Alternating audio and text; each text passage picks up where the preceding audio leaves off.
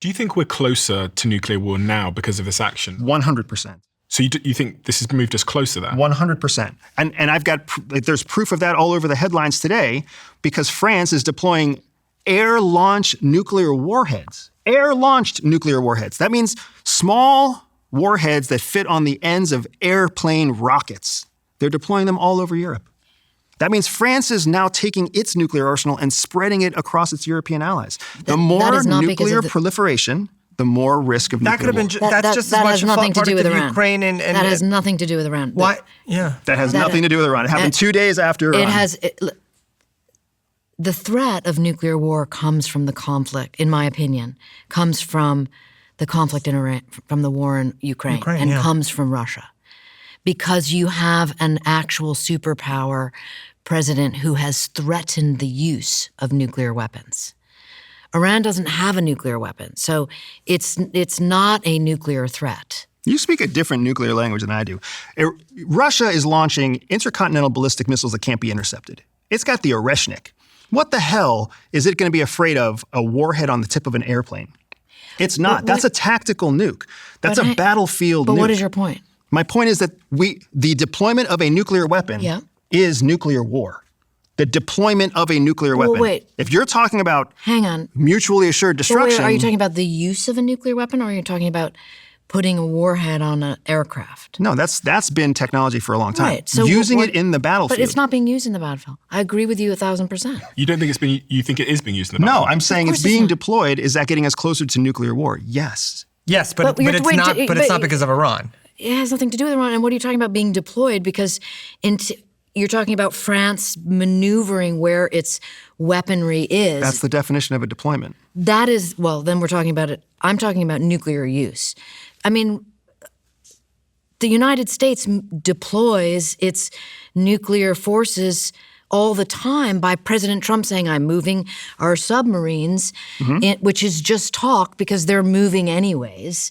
It's the same as it's threatening when Putin says I'm moving at my nuclear, or when he tests, Norway by popping up right outside of their shores. Those are maneuvers that are very dangerous. I absolutely agree. Annie, but in this particular case, has the even from a Russian perspective, has this war in Iran increased the probability that a Putin would use a nuclear weapon? In my opinion, absolutely not. No. In my opinion, no. In my opinion, what it does to Putin is it makes him say, wow, this president is unpredictable. And to an authoritarian person like Putin, that's a match for him, not someone for him to walk on. And I think that I'm not saying that's a great way for world diplomacy whatsoever. It's not diplomacy. It's just, it's just strong arming one another. But we are not, I do not feel at all that this situation makes us closer to a nuclear threat whatsoever. I agree. I think it's a combination of Ukraine and China's military exercises and action in the South China Sea, and the whole sort of what we're not seeing. There's this argument that China's watching what's going on with the U.S. and Iran. Here we are depleting our interceptors, our munitions. China's meanwhile stockpiling, its resources. And does this put us at a disadvantage if and when the day comes where China decides to take proactive, aggressive action vis-a-vis Tehran?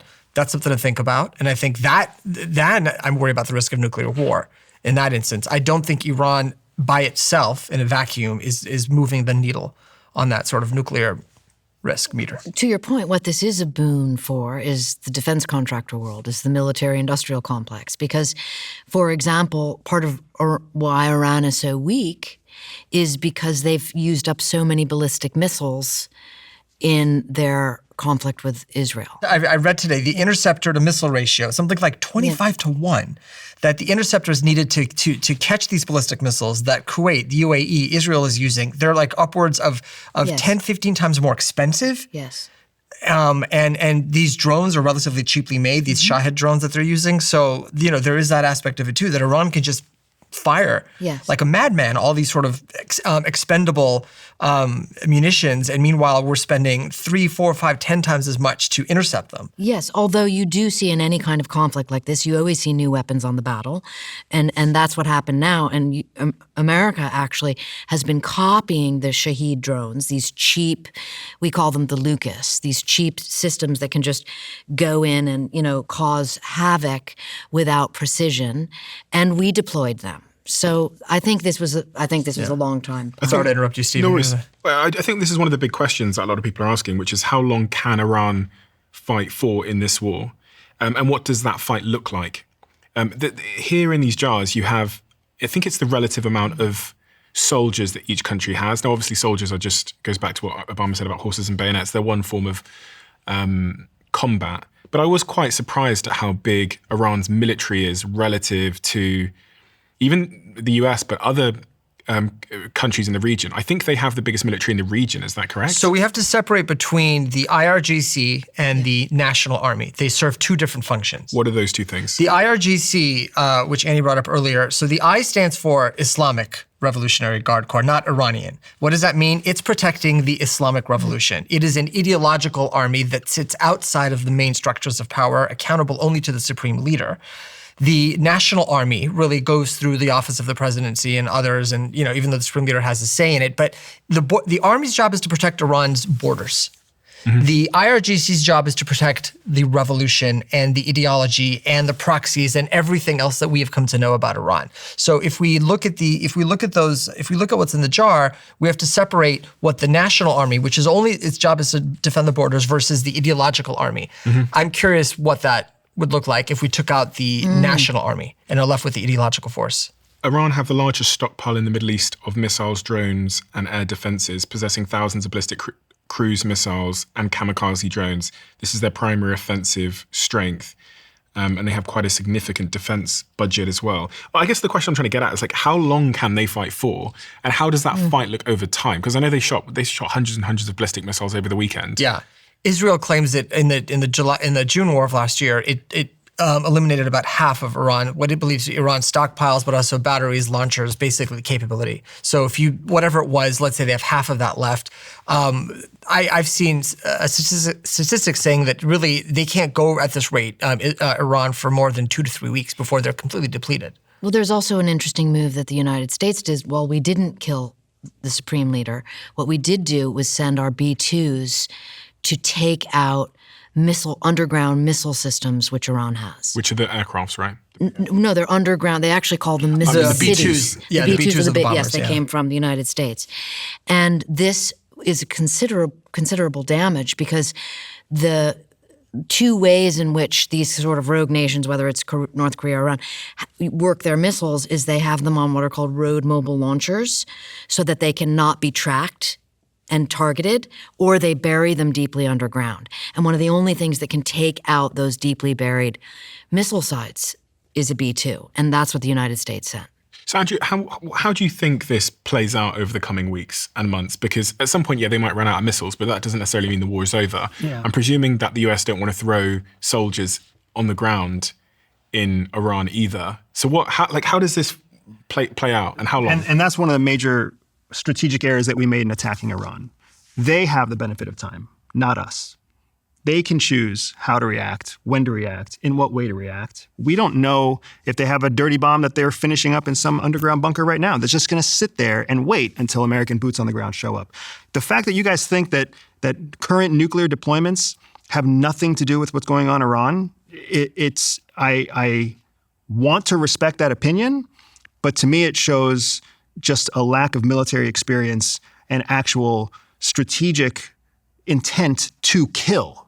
Like when you look at how military and intelligence operators are trained to think, we are trained to think through a lens of maximum damage. Mm-hmm. Iran is thinking through the same window right now.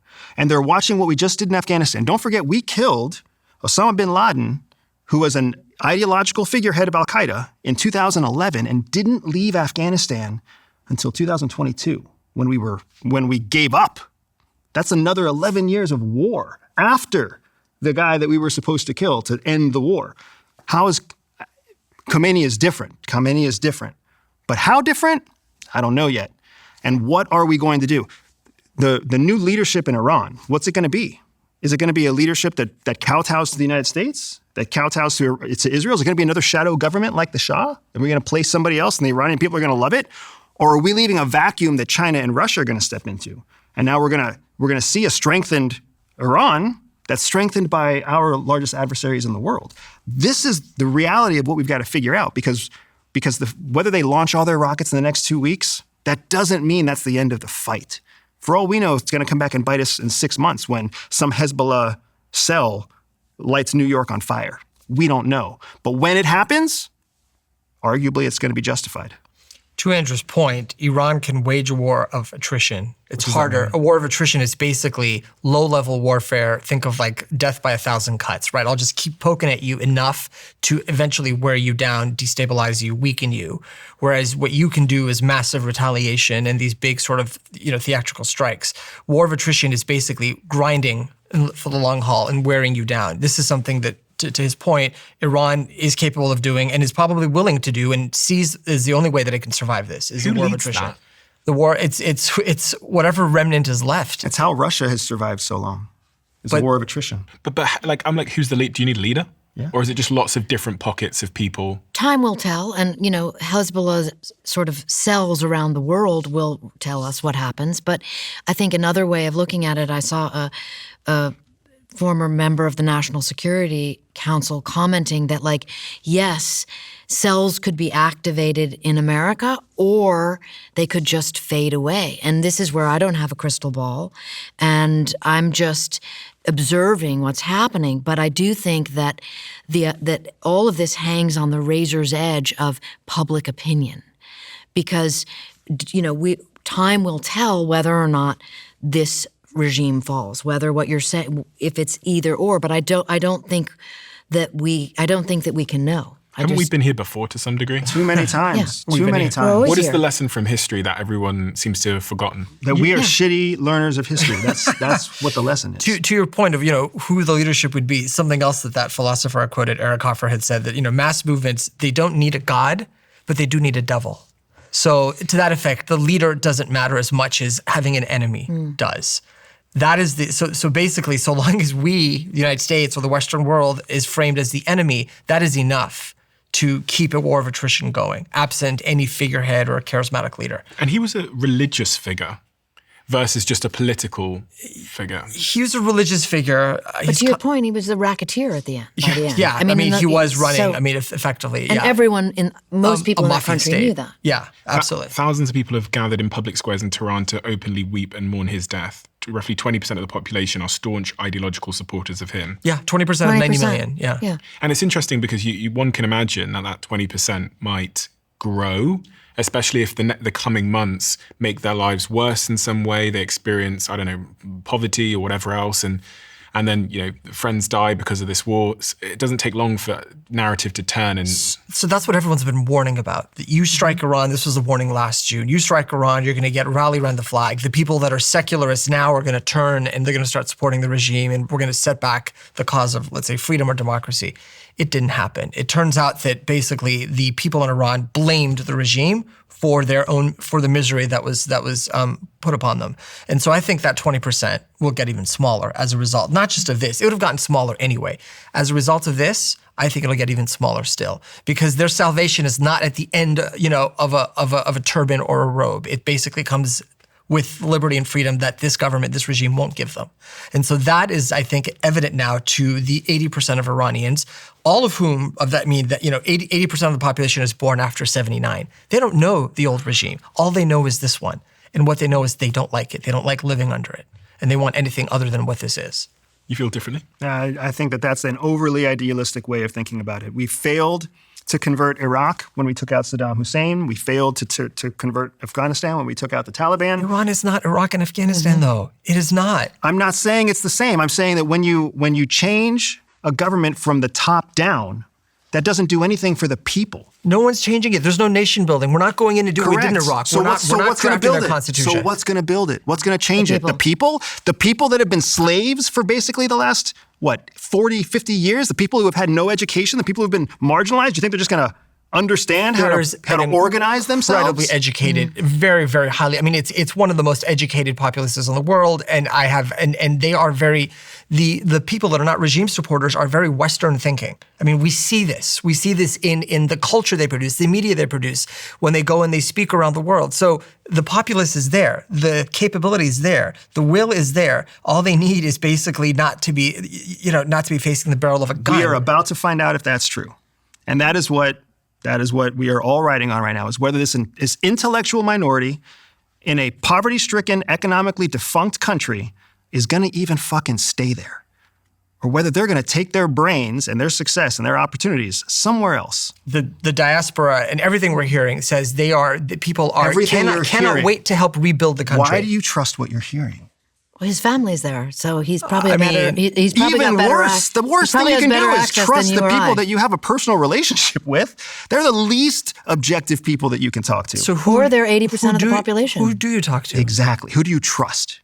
You can't trust anything that you're hearing right now. You can't trust anything that you're reading right now. The information landscape is too tumultuous. Well, so who do you trust? You have to trust somebody, right? It's not paranoid. That it's is absolutely, healthy. It is it's absolutely paranoid skepticism. to suggest that everything is misinformation. One would believe, at least I certainly believe, that I have a faculty up here to be able to take information and try and discern what might be misinformation and what isn't, and then also be willing to stand corrected. That's a very important part of it. And that goes back to my tribal problem, is once you have a horse in the race and you become convinced, and I am hearing a little convincedness from you, that, then I believe you lose your ability to be able to go, oh, wow, maybe I was wrong. Maybe this, and again, I'm not condoning what the administration did whatsoever. I'm just listening to Benjamin and saying that is, to my eye, a much better source. I'm a journalist.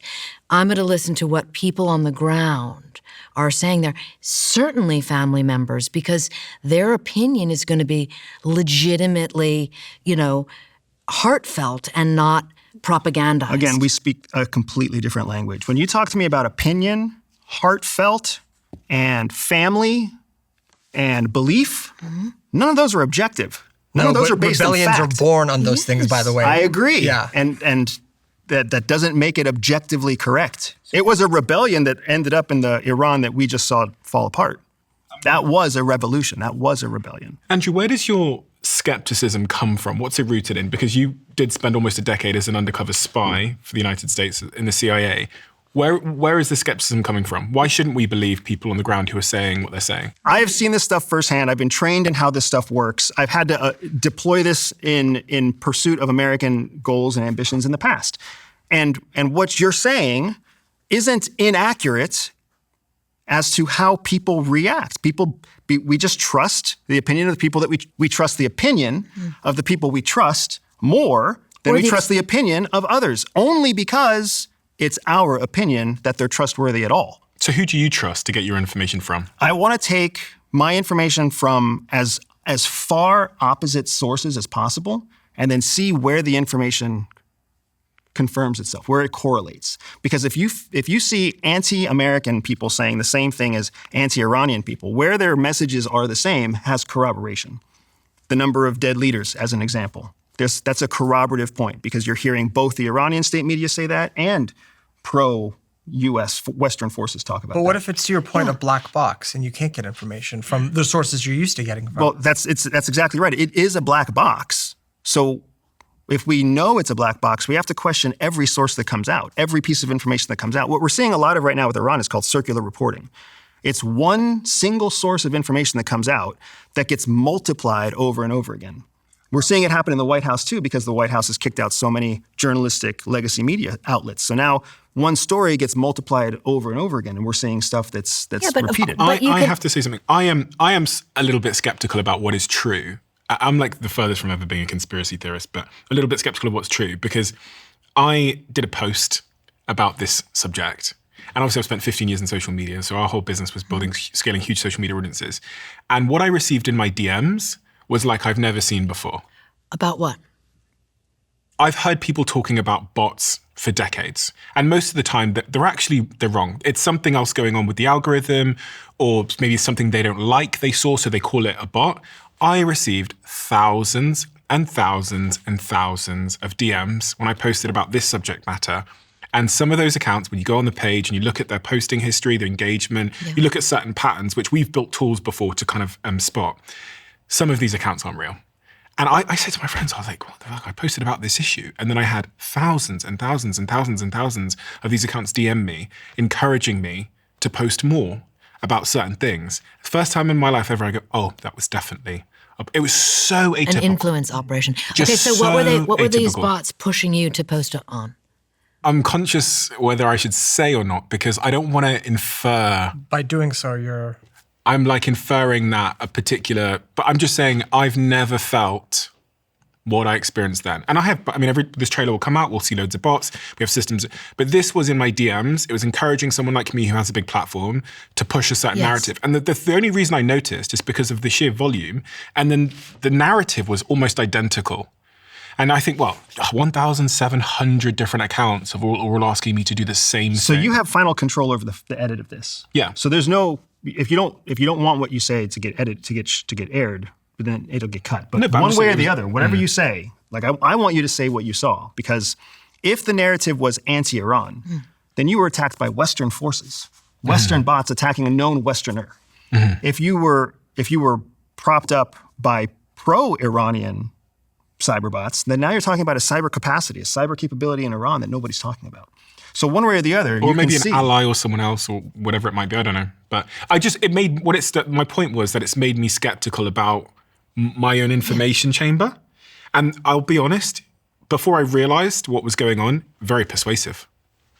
Very persuasive. You were persuaded by the bots before you realized they're saying they were nice bots. things to you, and then they're encouraging you to continue to push a certain narrative. And it took me a second to pause and thought, actually, maybe wouldn't that be a perfect strategy in these moments to get people who have big platforms to just bomb their DMs and tell them that, why aren't you standing up for us? And please use your voice to speak on this particular issue.